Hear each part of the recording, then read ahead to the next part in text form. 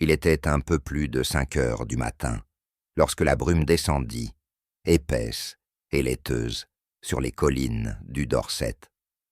Les arbres du domaine Cavendish se découpaient à peine dans cette ouate grise, et tout, jusqu'au moindre bruit, semblait étouffé. Dans la cuisine, une flamme timide s'éveillait dans l'âtre, et la bouilloire, docile, attendait encore le frémissement. Mikin, la domestique en poste depuis plus de 20 ans, descendit comme chaque matin d'un pas mesuré. Elle portait encore serrée autour de ses épaules l'écharpe de laine que lui avait tricotée Lady Eleanor, une marque de gratitude que la vieille dame, malgré son exigence, avait toujours conservée. Elle poussa la porte du cellier, vérifia les provisions, puis se dirigea vers la salle à manger, comme chaque jour, pour remonter les stores de velours. Mais ce matin-là, quelque chose manquait. Ce n'était pas encore tangible, mais le silence semblait plus profond, plus chargé. Un silence non pas paisible, mais tendu, comme s'il écoutait lui aussi. Le hall d'entrée s'ouvrait sur une double volée de marches, dominée par une horloge monumentale, sculptée dans du bois noirci, dont les aiguilles me paraissaient suspendues hors du temps. C'est là, précisément, au pied de cette horloge, que Mrs. Keene s'arrêta net. Lady Eleanor Cavendish gisait là, assise contre le bois froid, la tête inclinée, les bras retombés de part et d'autre de son corps, comme ceux d'une poupée désarticulée. Elle portait encore sa robe de chambre brodée, et ses chaussons de velours étaient parfaitement alignés. Aucun cri, aucun signe de lutte, seul son regard, grand ouvert, semblait figé dans une stupeur muette. Mrs. Keene recula d'un pas, porta la main à sa bouche et laissa échapper un gémissement étranglé. Elle n'était pas femme à s'épancher, mais en cet instant précis, la vieille dame comprit que quelque chose, dans l'ordre immuable du manoir, avait été brisé. L'horloge au-dessus d'elle ne sonnait pas. Les minutes passèrent avant que d'autres membres du personnel ne soient alertés. Le médecin du village fut appelé, mais il ne pouvait que constater l'évidence. Lady Eleanor était morte. Une crise cardiaque, probablement.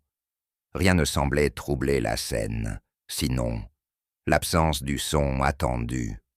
Depuis plus de 70 ans, l'horloge de la famille Cavendish sonnait les heures avec une régularité militaire.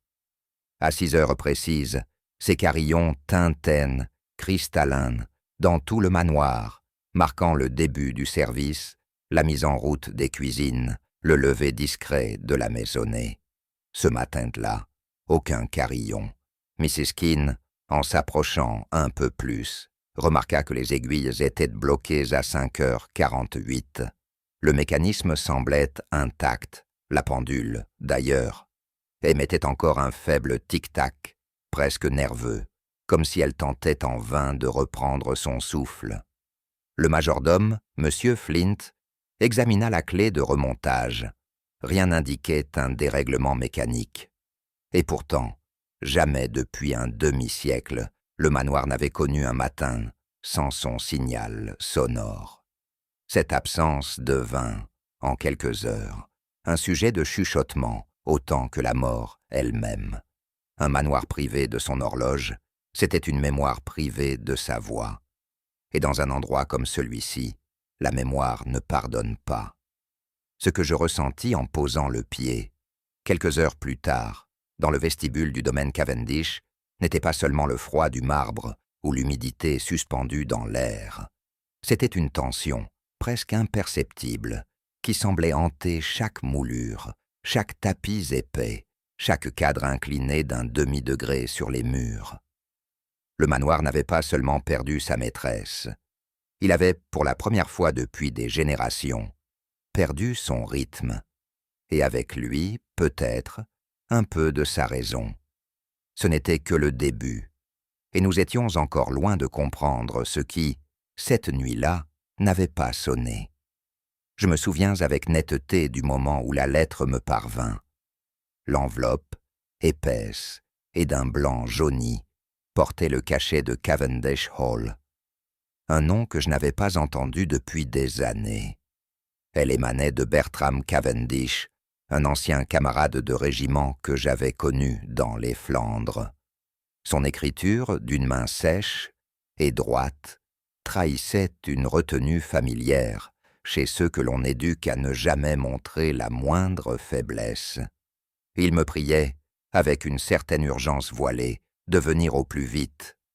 Sa sœur Éléanore venait d'être retrouvée morte dans le grand hall du manoir. Il n'évoquait pas la police, ni de soupçons de crime, mais parlait de circonstances étranges et d'une atmosphère étouffante dans la maison. Je n'hésitai pas longtemps. Ce fut moi qui en parlai à Poirot le soir même. Il leva un sourcil, posa sa tasse et dit simplement « Nous allons dans le Dorset, mon ami.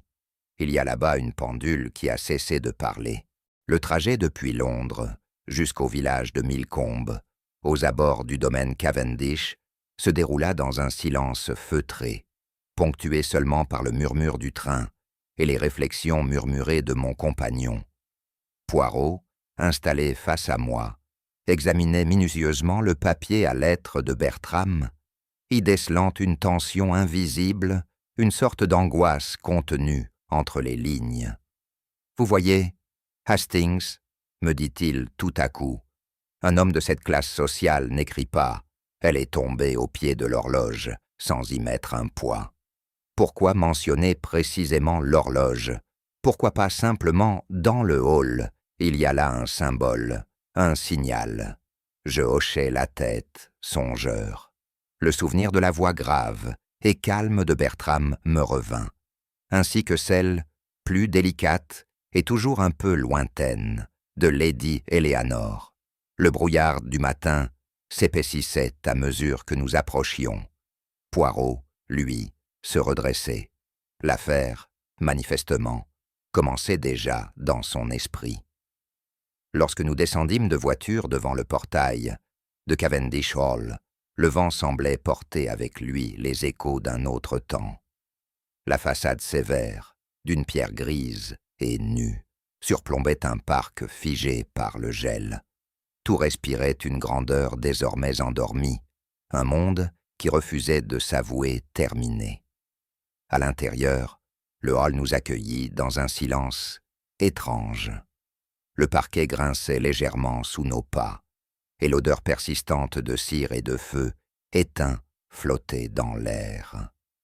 Mon regard fut attiré, presque malgré moi, par l'imposante horloge adossée au mur nord. Immobile, ses aiguilles figées semblaient observer la scène avec une rigueur presque accusatrice. Poirot s'approcha aussitôt d'un petit guéridon, où trônait une boîte à gants ancienne, puis leva les yeux vers un portrait suspendu au mur. Lady Éléanore, sans doute, dans sa jeunesse. Il ne disait rien encore, mais je le connaissais assez pour savoir que son esprit saisissait déjà les premières dissonances.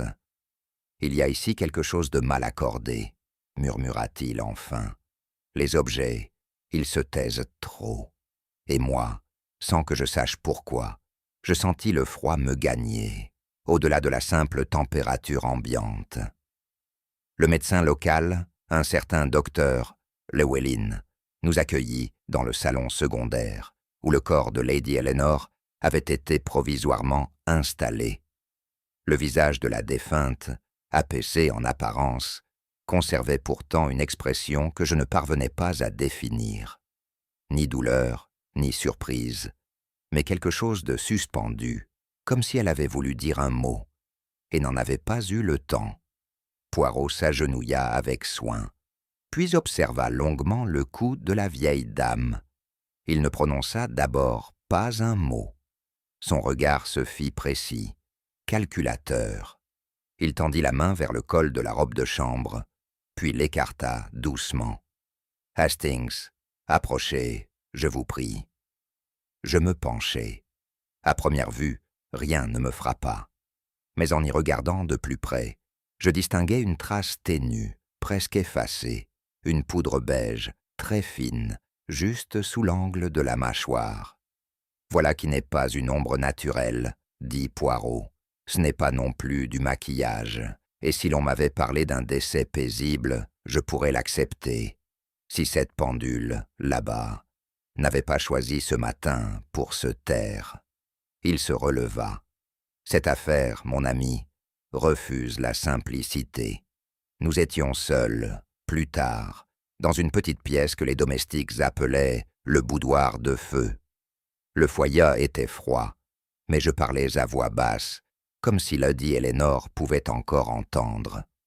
Je racontais à Poirot ce que je savais des Cavendish, une famille noble, autrefois influente, aujourd'hui réduite à quelques figures solitaires. Bertram, le frère, distant. Clarissa, la nièce, instable, musicienne à ses heures. Et la défunte demanda Poirot. Elle régnait sur le manoir avec une autorité muette. Depuis le décès de son mari, on disait qu'elle n'avait plus jamais dormi une nuit complète. Poirot hocha la tête, pensif. Nous fûmes reçus par Sir Bertram Cavendish dans le petit salon, une pièce sombre, où chaque meuble semblait porter l'empreinte du deuil. Il se leva à notre entrée, raide comme un soldat, et tendit une main qui n'invitait ni à la chaleur ni à la conversation. Son visage, taillé dans la réserve, n'exprimait rien de plus qu'une lassitude lasse. « Monsieur Poirot, dit-il, j'espère que votre présence dissipera le trouble qui règne ici. » Sa voix était d'une politesse mécanique, mais j'aperçus dans le tremblement infime de sa paupière une tension difficilement contenue. Il nous remercia d'être venus, sans évoquer une seule fois le mot « meurtre ». La mort de sa sœur semblait pour lui un événement regrettable, mais presque administratif. Poirot, toujours courtois, lui posa quelques questions sur l'état de santé de Lady Eleanor ces derniers temps. Sir Bertram répondit avec une exactitude qui frisait la récitation. En sortant, je murmurai. Un homme digne, mais fermé. Poirot répondit à peine. Ses yeux restaient posés sur le portrait de la défunte, accroché juste derrière le fauteuil vide de Bertram. Clarissa apparut sans bruit, presque comme une ombre glissant le long du mur du corridor. Elle nous conduisit, sans dire un mot, vers le petit salon de musique. Là, elle s'assit au piano, la tête basse, les doigts effleurant des touches qu'elle ne pressa pas. « Vous jouez ?» demanda Poirot d'une voix douce. Elle hocha lentement la tête. « Mais seulement quand personne n'écoute, » répondit-elle enfin. Le silence ici est plus sûr. Elle leva alors vers nous un regard à la fois profond et distant, celui de ceux qui vivent dans un monde intérieur dont l'accès est verrouillé. Elle portait une robe simple, sans bijoux, mais il y avait en elle un trouble élégant, une fragilité presque douloureuse. « Tante Éléanore ne m'a jamais comprise, » dit-elle soudain, presque comme si elle répondait à une question que nous n'avions pas posée.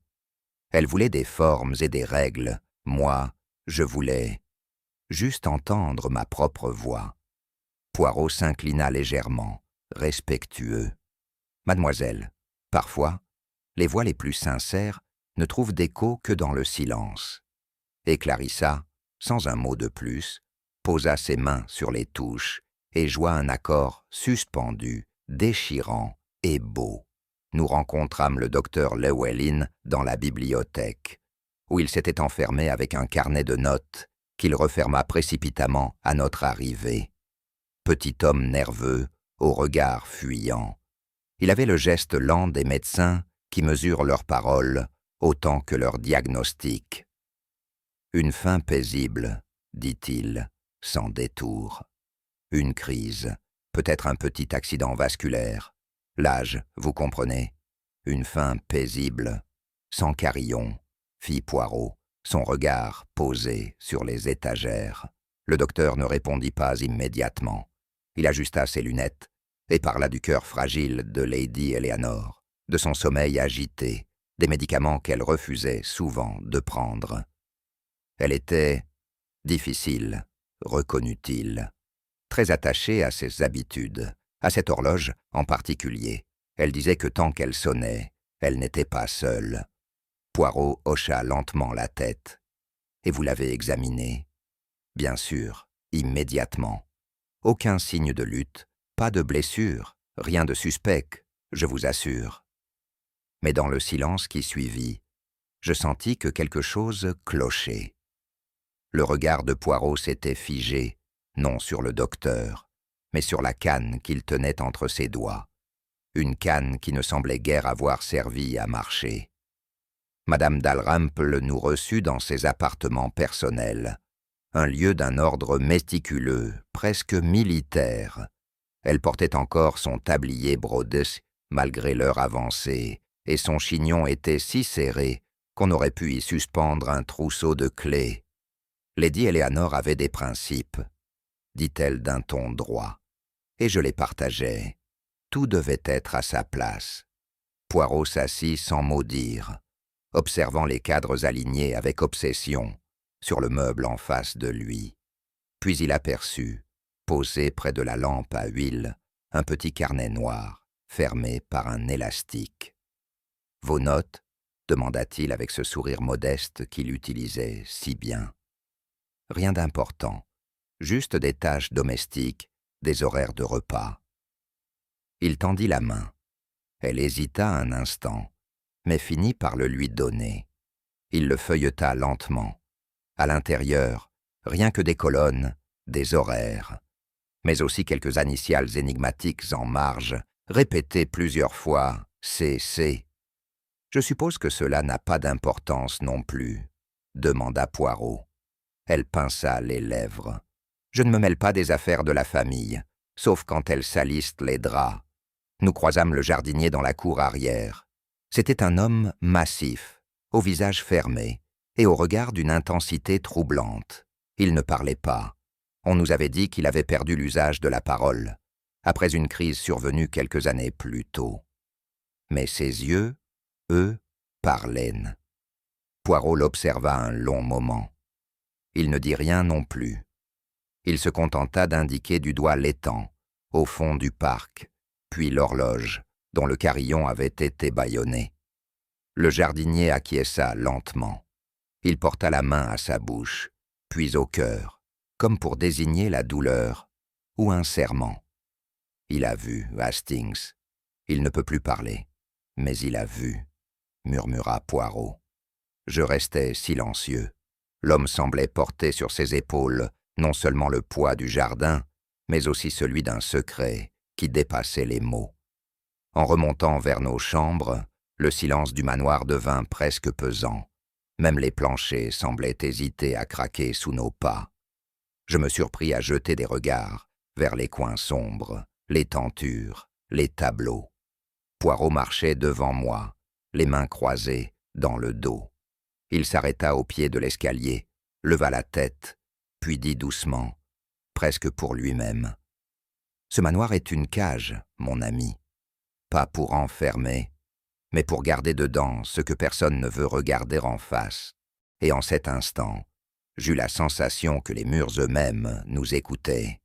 Après une nuit d'un sommeil agité, troublé par les visages figés de Clarissa et de Sir Bertram, je trouvai Poirot debout, dès l'aube, déjà dans le hall, les bras croisés devant la grande horloge silencieuse. Il ne me salua même pas. Son regard scrutait les angles, les moulures, la colonne du balancier, comme un horloger cherchant la faute dans une œuvre d'art autrefois parfaite. « Mon ami, dit-il enfin, il y a ici une énigme. Une mécanique arrêtée n'est pas toujours une panne. Parfois, c'est un message. » Il sortit de sa poche un petit carnet et y nota plusieurs chiffres. Il examina ensuite les vis de la trappe inférieure, s'accroupit avec lenteur et commença à manipuler le loquet avec une précision presque chirurgicale. Cette horloge est la seule chose dans cette maison qui parle avec régularité. Et cette nuit, elle a choisi le silence. Ce n'est pas un hasard. Je sentis alors que l'enquête venait de franchir un seuil. Je me rappelais avoir entendu Clarissa dire que Lady Eleanor se levait toujours au premier carillon de 6 heures. Cette routine, selon la gouvernante, n'avait jamais été rompue, pas même les jours d'hiver les plus rigoureux. Une habitude aussi enracinée, dit Poirot, est comme une corde tendue. Si elle se rompt, c'est que quelqu'un a pris soin de la couper. Il ouvrit avec précaution la trappe inférieure de l'horloge. À l'intérieur, tout semblait en place. Les ressorts, le contrepoids, le balancier. Pourtant, lorsque Poirot fit pivoter une petite pièce de métal à la base du cylindre, un clic sec retentit, comme si l'on déverrouillait une serrure oubliée. Vous voyez, Hastings, l'horloge était fonctionnelle, mais le carillon, lui, a été désactivé volontairement. Pourquoi donc? Parce que c'est lui qui rythmait la vérité. En le réduisant au silence, on efface les traces du temps. Et dans une maison pleine de suspects, effacer l'heure exacte d'un décès, c'est brouiller les pistes. Poirot retira alors, à l'aide d'une pince fine empruntée au docteur, un petit fil de soie tendu entre 2 rouages. Il le tint à la lumière comme une preuve vivante de préméditation. « Regardez, mon cher, ce fil n'a pas sa place ici. Il a été introduit pour bloquer le marteau du carillon. Ainsi, la pendule continue de tourner. Mais elle ne parle plus. Je le regardais, stupéfait par la simplicité du geste, mais aussi son efficacité. Il suffisait de ce détail, invisible, pour qu'un manoir tout entier perde son repère. Et il n'a pas pu se placer seul, ajouta Poirot. Quelqu'un a pensé à saboter le seul témoin qui ne ment jamais. Il remit le fil dans une enveloppe, soigneusement, puis nota sur son carnet. Carillon étouffé. Intention claire. Timing du crime flou. Alibi potentiellement manipulé. Nous devons désormais reconsidérer les témoignages. Chacun de ces pensionnaires a évoqué son emploi du temps. Mais que vaut un emploi du temps quand l'horloge est silencieuse? Je compris alors que tout ce que nous avions entendu jusqu'ici, les alibis, les mouvements, les horaires, devait être réexaminé sous un tout autre jour. Nous passâmes la fin de matinée à revisiter chaque déclaration concernant le matin du drame. La gouvernante affirmait avoir entendu Lady Eleanor descendre à 5h50, comme à son habitude, disait-elle. Le docteur, quant à lui, prétendait avoir été réveillé par le bruit du gong à 6 heures passées. Or ce gong n'avait jamais sonné. Incohérence, Hastings. Le docteur a entendu un son qui n'a jamais existé. Il a peut-être mal estimé l'heure, ou trop bien construit son mensonge. Clarissa, elle, disait s'être éveillée peu après le lever du soleil. Mais ce matin-là, le ciel était encore couvert. Comment aurait-elle su l'heure exacte? Ils parlent tous comme si l'horloge avait encore sonné, murmura Poirot. Voilà le piège. Ils se sont appuyés sur une routine pour camoufler une brèche. Il dressa alors un schéma approximatif sur un coin de nappe. Chaque heure, chaque déplacement, chaque interaction. À mesure que les traits s'alignaient, un détail surgit. Une absence de témoin direct entre 5h45 et 6h15. Une demi-heure vide, une fenêtre ouverte. C'est là que tout s'est joué, Hastings. Et c'est dans ce silence que se cache l'assassin. Nous étions dans le grand salon, ce matin-là, lorsque Poirot s'immobilisa soudain devant un tableau accroché au-dessus de la cheminée. Il s'agissait d'un portrait à l'huile, encadré de dorures, représentant une fillette en robe blanche, les cheveux tressés, le regard mélancolique. Au bas du cadre, une plaque gravée portait ces mots « Clarissa Cavendish, 1916 à 1928 ». « Elle est morte noyée », murmurai-je, comme en réponse à la question silencieuse que posait l'image. On m'avait parlé de cela autrefois. Un accident tragique, dans l'étang du parc.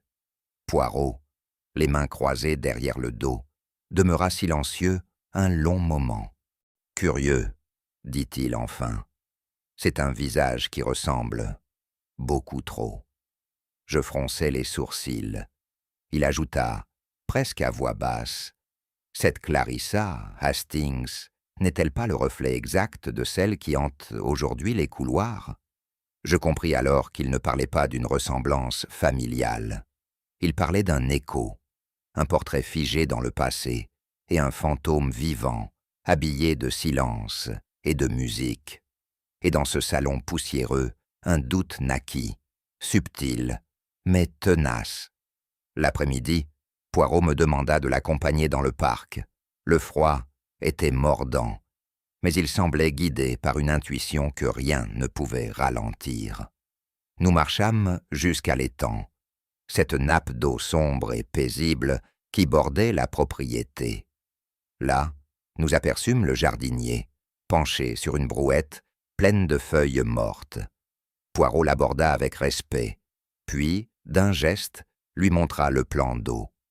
Le vieil homme cessa toute activité. Il se redressa lentement, les yeux brillants d'un éclat singulier. Il ne parlait pas, c'est vrai, mais ses mains parlaient pour lui. Et ce qu'il traça dans l'air eut l'effet d'un coup de tonnerre, une petite main, un glissement, une chute, et enfin, le geste le plus lourd, 2 bras croisés sur une poitrine invisible, et un doigt sur les lèvres. Il l'a vu, dis-je à mi-voix. Il a vu l'enfant mourir, et on lui a imposé le silence. Poirot acquiesça, le regard fixé sur le miroir noir de l'étang. Un silence peut enterrer bien plus qu'un cadavre, Hastings. Il peut étouffer toute une vérité. Et dans le frisson de l'air, j'eus l'étrange sensation qu'un souvenir cherchait encore à remonter à la surface. De retour au manoir, Poirot réclama à consulter les archives familiales, sous prétexte d'éclaircir certains éléments généalogiques. Madame Dalrymple, bien que réticente, finit par lui remettre une boîte en fer contenant divers documents, actes de naissance, carnets de baptême, lettres jaunies. « Voici une bizarrerie, » dit Poirot en m'appelant. Il me montra une fiche d'entrée dans une école pour jeunes filles, au nom de Clarissa Eleanor Cavendish, datée de 1926. Et plus loin, un certificat d'hospitalisation psychiatrique, au nom d'une certaine Clara E. Cavendish, enregistrée dans un établissement privé, situé près de Bath, en 1928. Remarquez-vous, Hastings, comme les dates se croisent, mais ne s'alignent pas. La Clarissa actuelle est censée être la nièce, mais nul document ne confirme son lien de filiation précis. Je commençais à entrevoir ce que Poirot suggérait. Et si la nièce que nous connaissions n'était autre que la fille, jadis déclarée morte? On aurait pu dissimuler son existence, dis-je, mais pourquoi? Poirot répondit, les yeux plissés, parce qu'un secret d'enfant devient, avec le temps, un poids qu'on préfère cacher derrière un mensonge bien habillé. Dans la chambre de Lady Eleanor, que l'on nous autorisa à visiter ce soir-là, Poirot fouilla chaque meuble avec une minutie presque cérémonielle. Il ne cherchait pas un objet en particulier. Il cherchait une faille dans l'ordre, et il la trouva. Dans un double fond de la table de chevet, il mit la main sur une liasse de lettres, enveloppée dans un ruban ivoire. L'écriture tremblante de Lady Eleanor s'étalait sur le papier. Toutes étaient adressées à une même personne, ma chère C. Elles en avaient jamais été envoyées. « Écoutez ceci, Hastings, » lut Poirot. « Je t'écris encore, même si je sais que tu ne répondras pas. La clinique dit que tu fais des progrès. Moi, je crois seulement que je t'ai perdu. Je t'ai trahi. Mais comment pouvais-je faire autrement, après ce que tu avais fait à ta sœur? Je restais figé. Une sœur, mais il n'y avait qu'une enfant. Justement, dit Poirot doucement, et si la sœur n'était qu'un récit fabriqué pour couvrir un drame plus obscur? Dans la dernière lettre, une phrase m'ébranla. « Si jamais tu revenais, ne me demande pas pourquoi l'horloge s'est tue ce jour-là. Elle t'a entendu, elle aussi. » Poirot referma la boîte avec un soin particulier. Nous retrouvâmes Clarissa dans le salon de musique. Elle caressait les touches du piano sans jouer, les yeux perdus dans un vague que je n'aurais su nommer. Poirot s'approcha, tout en retenue, et s'assit dans le fauteuil, en face d'elle. « Mademoiselle Clarissa, » dit-il avec cette douceur qui le caractérisait lorsqu'il préparait ses assauts les plus subtils. « Vous souvenez-vous de l'année 1928 ?» Elle sursauta légèrement. Son doigt frôla une touche grave, produisant un son discordant. « J'étais trop jeune, » répondit-elle. « Parfois, ce que l'on oublie volontairement finit par revenir, à contretemps, » murmura Poirot. Il la regarda droit dans les yeux, sans animosité, mais avec cette intensité paisible qui n'autorisait pas le mensonge.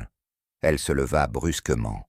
« Je n'ai rien à voir avec ce qui s'est passé, c'était avant moi, ce n'est pas ma mémoire. » Et elle quitta la pièce, ses pas résonnant plus fort qu'il n'aurait dû. Poirot resta un instant silencieux, puis se tourna vers moi. « Elle ment, Hastings, mais pas comme ment une criminelle. Elle ment comme quelqu'un qui protège une blessure ancienne. Et dans son regard, je vis non plus le détective, mais l'homme qui connaissait trop bien le poids du silence.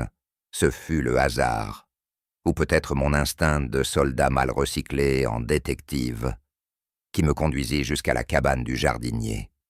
Tandis que Poirot examinait les lettres retrouvées dans la chambre de Lady Eleanor, je pris l'initiative d'explorer les abords de la remise, espérant y trouver quelque indice négligé. L'endroit, modeste, était d'une propreté austère. Quelques outils bien alignés, un tablier suspendu à un clou, une paire de bottes boueuses au pied du lit de camp. Mais ce fut dans une caisse dissimulée, sous une planche branlante, que je mis la main sur un carnet. Le journal, relié de cuir fatigué, recelait des pages griffonnées nerveusement. Des croquis, grossiers mais reconnaissables, représentaient le visage de Lady Eleanor, toujours le même, entouré d'inscriptions répétées comme une litanie. Elle me voit, elle sait, elle entend les cloches même mortes. Je ressentis un frisson. Ce n'était pas seulement étrange, c'était obsessionnel. Lorsque je rapportai ma découverte à Poirot, il me lança ce regard à demi fermé qui trahissait toujours un mélange de perplexité et de prudence. Mais moi, dans l'instant, je fus convaincu. Le jardinier cachait bien plus que ses silences. Le docteur Llewellyn nous accueillit ce soir-là dans son bureau, avec une mine plus grave que d'habitude. Lorsqu'il vit le carnet dans les mains de Poirot, il pâlit légèrement. « Il n'aurait jamais dû le garder, » dit-il. « C'était une phase ancienne. » Sur notre insistance, il finit par nous confier que le jardinier, Joseph Sharkham de son nom, avait, 12 ans auparavant, connu une crise sévère après la mort accidentelle d'un précédent employeur. Un effondrement psychique suivi d'une période d'internement. C'était un homme loyal, discret, mais fragile. Le traumatisme l'a privé de sa voix. Il a retrouvé une certaine stabilité ici, dans les jardins. Lady Eleanor veillait sur lui à sa manière. Poirot hocha la tête, les doigts apposés sur la couverture du carnet. « Et vous pensez que cette fixation sur Lady Eleanor relevait de la gratitude ou d'une autre nature ?» Le docteur ne répondit pas tout de suite. Il soupira. Je crois que, pour lui, elle était à la fois une mère et une figure de jugement. Il l'adorait et la craignait. Je sentis une tension monter en moi. Tout semblait s'accorder. Et pourtant, chez Poirot, je percevais une hésitation.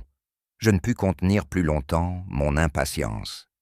Enfin Poirot, tout coïncide. Le carnet, l'obsession, les antécédents. Cet homme avait une relation étrange avec Lady Eleanor, et il était présent la nuit du drame. Nous avons notre coupable. Je crus un instant que Poirot allait approuver, mais il secoua lentement la tête, ses yeux fixés sur le feu de la cheminée. « Mon cher Hastings, votre ardeur vous honore, mais elle vous égare. Trop d'éléments tombent parfaitement en place. C'est commode, trop commode. Mais vous avez lu ce qu'il a écrit, vous avez vu les dessins. Qui d'autre aurait ce genre d'obsession morbide ?» Poirot se tourna vers moi, son regard plus perçant que jamais. « Justement, c'est ce que l'on veut que vous pensiez, et vous le pensez. » Immédiatement, je demeurai interdit. Et pour la première fois, je sentis que cette affaire nous échappait davantage que je ne le croyais. Poirot passa le reste de la soirée à relire le carnet, ligne après ligne, avec une lenteur presque méditative. Il traçait parfois un trait au crayon, annotait une date et revenait en arrière pour relier deux pensées éparses. « Hastings, dit-il finalement, ce journal ne prouve rien. Il ne s'agit que de pensées désordonnées, sans logique temporelle. Avez-vous remarqué que toutes les entrées sont sans date et que plusieurs phrases semblent avoir été écrites par-dessus d'anciennes ratures? Un esprit malade, sans doute, ou un esprit piégé. Regardez cette écriture ici. Elle diffère légèrement des autres, plus nette, moins hachée. Je regardais de plus près, et en effet, la dernière page semblait avoir été écrite d'une main plus assurée, presque préméditée. Quelqu'un a voulu attirer notre attention sur lui, le faire passer pour un fou dangereux. Mais dans ce manoir, le danger est bien plus raffiné. Il ne crie pas, il compose. Et sur ces mots, il referma le carnet comme on referme un dossier encore vivant. Tôt le matin, Poirot m'appela discrètement. « Regardez ici, Hastings, il manque une page, juste après le passage le plus inquiétant, arraché. » Je me penchai. Le bord du papier portait la trace nette d'un déchirement, récent, précis. Celui qui a placé ce carnet ici ne voulait pas que nous lisions cette page. Elle contenait sans doute un souvenir, une parole, un nom. Il ferma les yeux un instant. « Ce n'est pas Joseph Sharkham que nous devons craindre, Hastings. C'est celui ou celle qui sait manier la peur avec suffisamment d'élégance pour qu'elle ressemble à une preuve. » Et pour la première fois, je compris que l'erreur, dans cette affaire, n'était pas de trop douter, mais d'avoir cru, trop vite, en la clarté apparente des choses. Ce fut en fin d'après-midi que Poirot me demanda de l'accompagner dans la chambre de Lady Eleanor, avec cette expression grave qu'il réservait au moment décisif. Le jour mourait lentement, et le silence de la pièce paraissait presque cérémonial.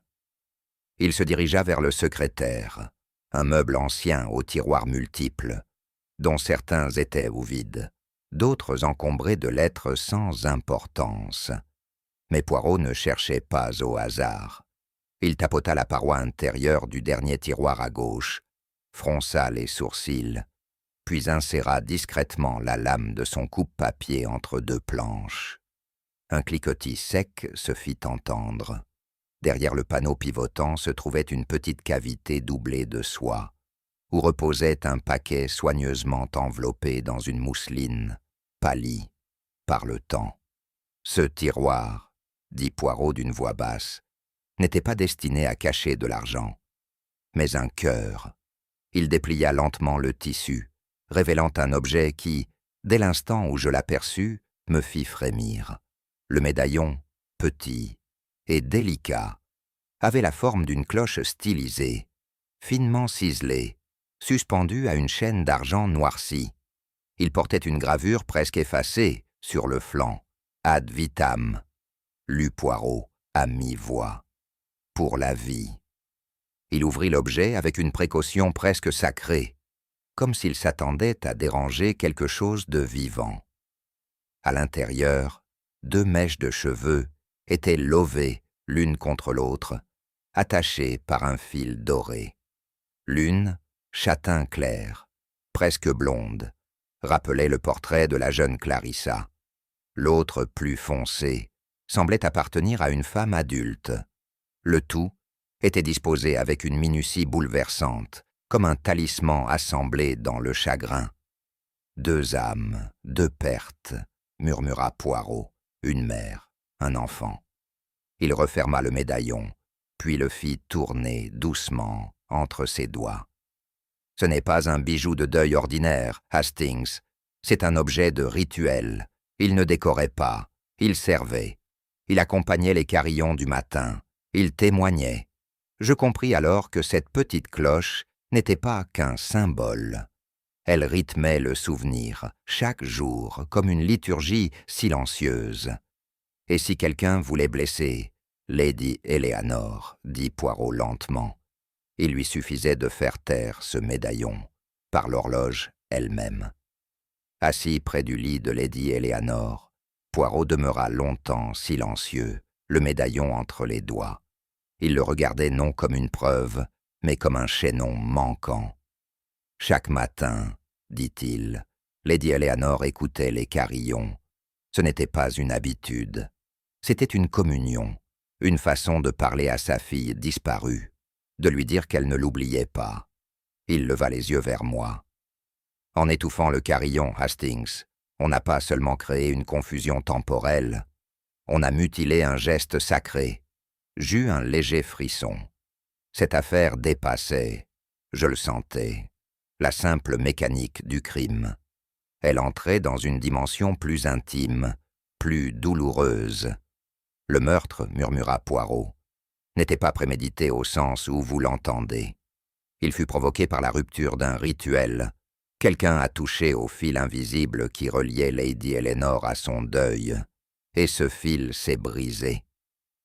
Nous quittâmes la chambre sans dire un mot. Poirot tenait le médaillon contre sa paume, comme s'il transportait la dernière voix d'une mère. « Ce n'est pas la mort qui a détruit Lady Eleanor, dit-il au détour du couloir. C'est la blessure qu'on a faite à sa mémoire. » Il marqua une pause. Le véritable mobile, Hastings, n'est pas la haine, ni même la vengeance. C'est plus rare, plus subtil. Je le regardais, troublé. Alors quoi? Il répondit d'un ton calme. La rupture.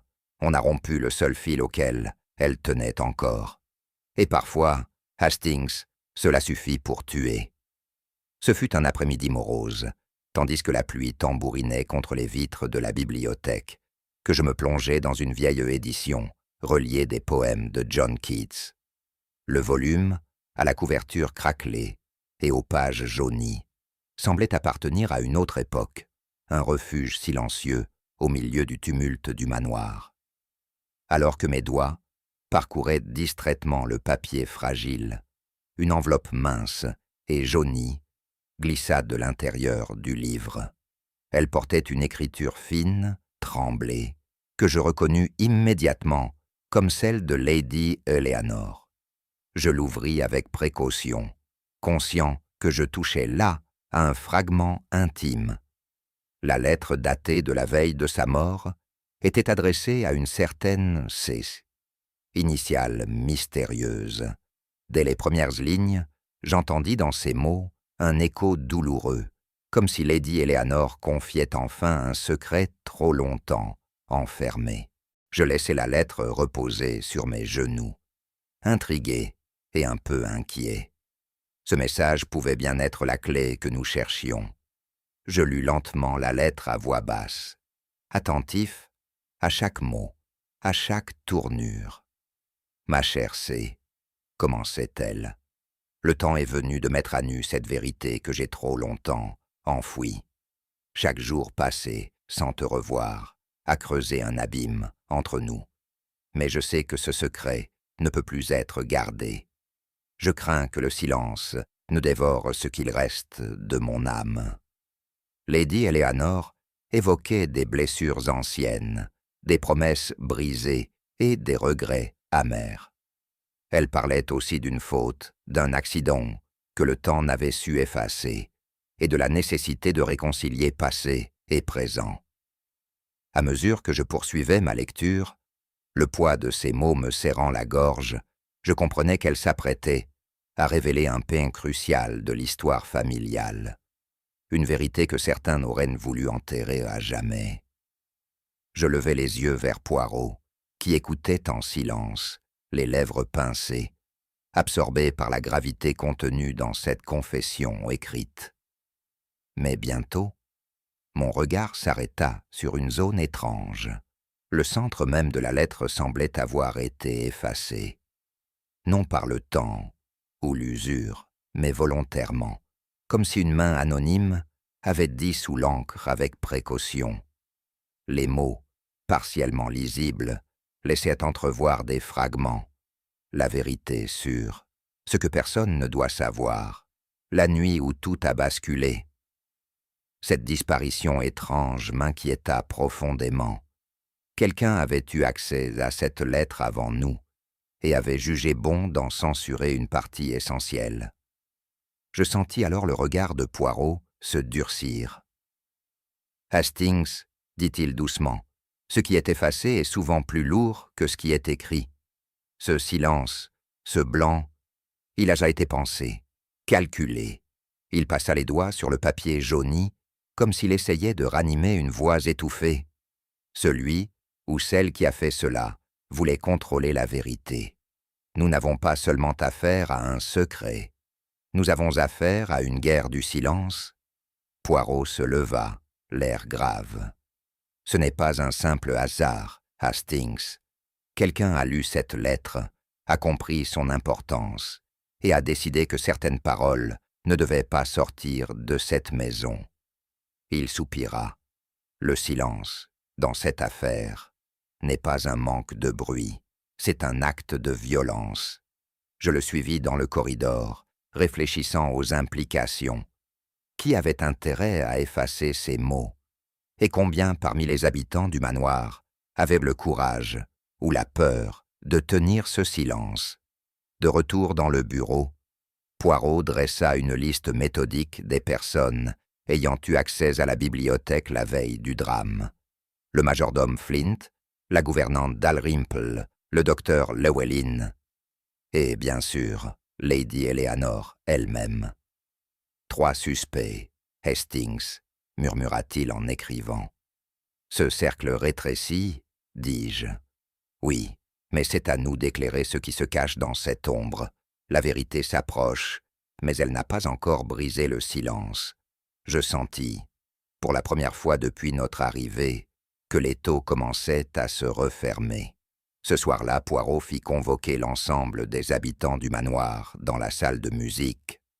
La pièce, habituellement dédiée aux mélodies douces et aux confidences, semblait avoir changé de nature, s'habillant d'une lourde solennité. Un silence respectueux s'installa lorsque chacun prit place autour du vieux piano, à queue, dont le vernis terni semblait absorber la lumière tamisée. Je remarquai les regards échangés, furtifs et chargés de tension entre sœur Bertram, Clarissa, le docteur Llewellyn, madame Dalrymple et même le jardinier silencieux. Aucun mot ne fut prononcé tant que Poirot ne s'était pas avancé au centre de la scène, son visage empreint de cette calme détermination qui ne laissait aucune place à l'erreur. « Mesdames, messieurs, commença-t-il d'une voix claire, c'est aujourd'hui que la vérité, longtemps cachée, doit enfin voir la lumière. » Les secondes s'étirèrent, chargées d'une attente presque palpable, comme si les murs eux-mêmes retenaient leur souffle. Avec une précision d'orfèvre, Poirot déroula le fil complexe de l'affaire. Il commença par les détails mécaniques. L'horloge silencieuse, sabotée par un fil presque invisible, rendant flou le timing du drame. Puis il évoqua les états d'âme, les obsessions du jardinier, exposant la simplicité trompeuse du faux coupable. Il revint sur le portrait de la fillette noyée, le médaillon gravé et le rituel du deuil brisé, soulignant l'intimité déchirante d'une mère et d'une fille qu'on avait voulu effacer. Puis, Avec douceur, il égrena les mots de la lettre effacée, preuve d'un secret soigneusement dissimulé. Chacun ici a menti, dissimulé un fragment de vérité, conclut-il. Mais ce n'est pas par malveillance simple, non, c'est par peur. Peur du jugement, peur de l'abandon, peur de ce que le silence recouvre. Il fit une pause, regardant tour à tour les visages tendus. Mais le silence ne protège rien. Il tue, il détruit. Et aujourd'hui, il doit prendre fin. Alors que tous s'attendaient à ce qu'il désigne le jardinier, Poirot leva la main pour calmer l'assistance. « Non, messieurs, dames, le jardinier n'est pas l'assassin. Son obsession, bien que réelle, était celle d'un homme brisé par le passé. On l'a choisi parce qu'il ne peut parler, mais ce n'est qu'un pion. » Il expliqua comment le carnet, dissimulé, avait été placé, comment la peur avait été savamment orchestrée pour en faire un coupable idéal. Le véritable assassin a joué sur vos peurs, sur vos silences. Il ou elle a manipulé les preuves pour éloigner le soupçon de soi. Les yeux de plusieurs personnes s'écarquillèrent, certains baissèrent la tête, tandis que d'autres trahirent un frisson d'inquiétude. Car la vérité, mes amis, est bien plus proche et bien plus douloureuse. Poirot raconta alors la terrible histoire que Lady Eleanor avait voulu cacher, la noyade accidentelle de sa fille cadette, dissimulée derrière le voile du temps et de l'oubli. Après cet incident, Lady Eleanor n'a jamais été la même, expliqua-t-il. Elle a enveloppé sa douleur dans un silence lourd, créant un mensonge protecteur. Sa fille n'était pas morte, mais enfermée dans un sanatorium. Le silence dans la salle se fit presque palpable. Clarissa, assise au premier rang, fixait le sol, les doigts crispés sur ses genoux. C'est cette vérité qu'elle redoutait de voir éclater, poursuivit Poirot. La peur de cette révélation a fini par la détruire. Il insista sur la fragilité humaine, la complexité des sentiments mêlant amour, culpabilité et douleur. Le meurtre, conclut-il, n'est pas un acte froid. C'est l'explosion d'une souffrance contenue trop longtemps, un cri silencieux pour briser le mensonge. Soudain, Clarissa se leva. Son visage, blême, trahissait une lutte intérieure féroce. Elle s'adressa à tous, la voix tremblante mais ferme. « Je ne suis pas la nièce que vous croyez, » dit-elle. « Je suis celle qu'on a fait disparaître, celle que ma mère a cachée, non par amour, mais par peur. » Elle avoua alors, dans un souffle chargé d'émotion, son identité réelle. La fille présumée morte, revenue pour affronter sa mère, pour comprendre et chercher des réponses. La nuit du drame, je suis venu lui demander la vérité, mais dans un moment de rage, de désespoir, je l'ai étranglée. Un silence choqué suivit sa confession, mêlé de respect pour le courage qu'il fallait à cette déclaration. Poirot posa une main apaisante sur son épaule.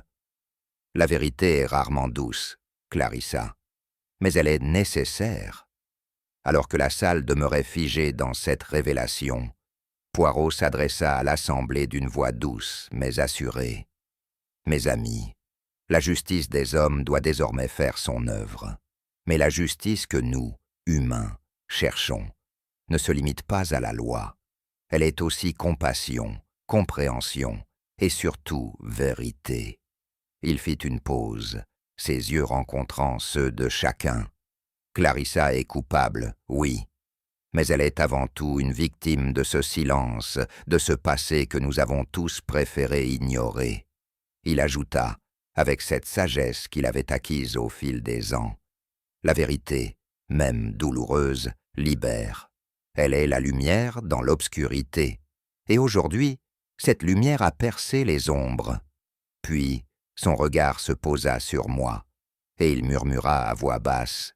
« Mon cher Hastings, parfois, la plus grande victoire est d'avoir découvert ce qui nous faisait le plus peur. et dans le frisson de cette soirée, je compris que, pour une fois, notre quête ne s'achèverait pas sur une simple résolution, mais sur une réflexion bien plus profonde. Clarissa ne tarda pas à s'effondrer. Sa voix, d'abord tremblante, s'éleva bientôt en sanglots étouffés, brisant le silence lourd qui régnait dans la pièce. « Je n'ai jamais voulu tuer, » dit-elle, les mains serrées contre sa poitrine. « Je voulais seulement que maman parle, que maman m'explique pourquoi elle m'avait abandonné, pourquoi elle avait fait comme si je n'existais plus. » Ces mots, déchirants de sincérité, baignaient la salle d'une émotion qu'aucune plainte n'aurait pu exprimer. Elle raconta comment, chaque jour, la douleur la rongeait, comment son retour au manoir n'avait été qu'une quête désespérée de réponse. Ce soir-là, dans le feu de la colère, j'ai perdu le contrôle, mais ce n'est pas un meurtre prémédité. C'est une blessure ouverte, une douleur que je ne pouvais plus porter seule. Son regard chercha une once de pardon, une forme d'acceptation, et je compris que, dans cette confession, se trouvait une vérité bien plus complexe que les mots ne sauraient contenir. Je demeurais déchiré, partagé entre une empathie profonde et un instinct qui me poussait à condamner cet acte. Clarissa n'était-elle qu'une âme blessée, une victime du passé ou une meurtrière en puissance? Cette question me hantait, sans réponse facile. Je me rappelais les batailles que nous avions menées, la frontière souvent floue entre le devoir et la compassion. Ici, cette ligne semblait presque effacée. « Poirot, » murmurai-je enfin, « que devons-nous penser? Est-elle coupable ou victime ?» Le regard de mon ami était loin, absorbé par des réflexions que je ne pouvais encore deviner. Je sentais que ce dilemme n'était pas qu'une affaire de loi, mais d'humanité. Après un long silence, Poirot parla d'une voix douce, presque pensive. « La justice, Hastings, n'est pas toujours l'affaire des tribunaux. Il existe une justice intérieure, une vérité que chacun porte en soi. Parfois, ce n'est pas la punition qui guérit, mais la reconnaissance du mal et la volonté de s'en libérer. » Il me regarda, ses yeux d'un bleu pénétrant. « Clarissa a commis un acte grave, c'est certain, mais elle porte aussi le fardeau de la souffrance et du silence. Sa culpabilité est entremêlée de douleur, et c'est cette complexité que la justice humaine doit apprendre à entendre. » Je compris alors que pour Poirot, la justice ne se mesurait pas seulement en termes de verdict, mais en équilibre fragile entre vérité, pardon et compréhension. Le détective conclut, presque à voix basse, en posant ses mains sur la table. « Certaines blessures ne guérissent jamais, Hastings. Elles ne se cicatrisent pas. Elles s'enfouissent sous un voile doux, mais elles brûlent toujours en silence. » Je le regardais, touché par la gravité de ses paroles. « Le temps, ajouta-t-il, ne fait que recouvrir ce qui brûle encore. Nous devons apprendre à porter ce poids avec sagesse. » Et dans ce murmure, il y avait toute la complexité d'une vérité trop lourde pour être dite. Une semaine s'était écoulée depuis la confrontation, et je revins au manoir Cavendish dans une atmosphère tout autre. Le domaine était enveloppé d'une brume légère, presque sacrée, qui adoucissait les contours et étouffait le moindre bruit. Le silence régnait, mais ce silence n'était plus pesant. Il était chargé d'un respect nouveau, comme si la maison elle-même avait pris le temps de se recueillir. Les jardins, habitués au tumulte des saisons, semblaient figés dans une attente contenue. Aucun oiseau ne chantait, aucun vent ne bruissait dans les branches. Le manoir paraissait redevenu un sanctuaire, un lieu où l'ombre du passé coexistait désormais avec la lumière fragile d'un apaisement.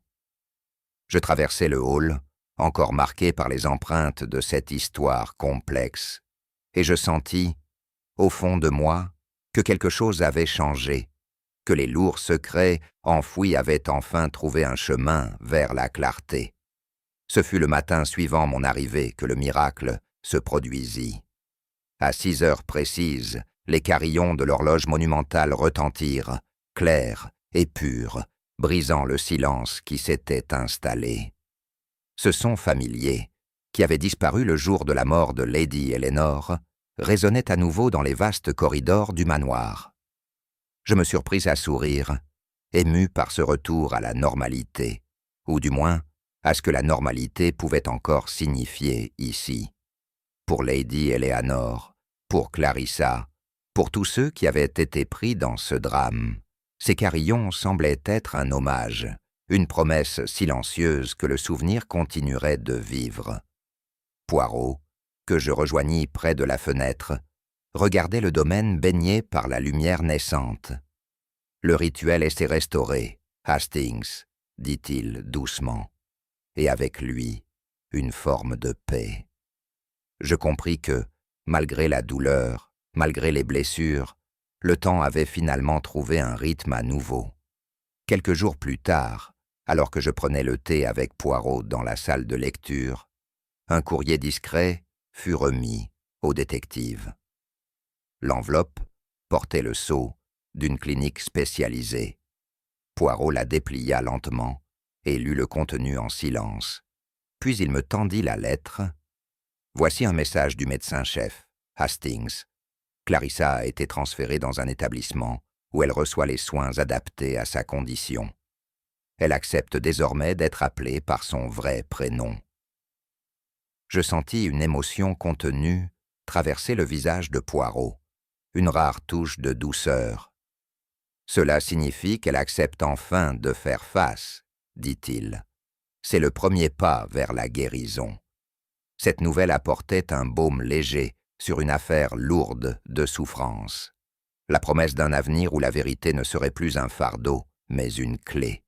La soirée tombait lorsque je retrouvais Poirot dans le jardin, près de l'étang sombre qui avait tant fait souffrir cette famille. Je l'interrogeais sur la justice, sur ce que l'on pouvait attendre d'elle dans une telle affaire. « Mon ami, » répondit-il avec ce calme qui ne laissait jamais place à l'erreur, « la justice des hommes est nécessaire, mais insuffisante. Elle répare les corps, mais rarement les âmes. » Je restais silencieux, pensif. « La vérité, continua-t-il, est parfois ce que nous pouvons offrir de plus précieux. Elle ne répare pas tout, certes, elle ne ramène pas les disparus, mais elle soulage, elle apaise, elle ouvre la voie. » Il posa la main sur mon épaule. « Dans ce manoir, Hastings, la vérité est enfin libre de son silence, et cela, déjà, est beaucoup. » Je compris alors que notre quête n'était pas simplement celle d'un coupable, mais celle d'une paix retrouvée, fragile, imparfaite, mais réelle. Souhaitez-vous que je vous assiste à présent pour une autre tâche, comme une analyse, un résumé, ou la création d'un nouvel épisode? Dans le silence retrouvé du manoir, la vérité s'est révélée comme une lumière fragile, éclairant les ombres du passé. Et vous, auriez-vous eu le courage de briser ce silence avant qu'il ne soit trop tard? Si cette histoire vous a touché, likez, commentez votre réponse et abonnez-vous pour d'autres mystères à dévoiler.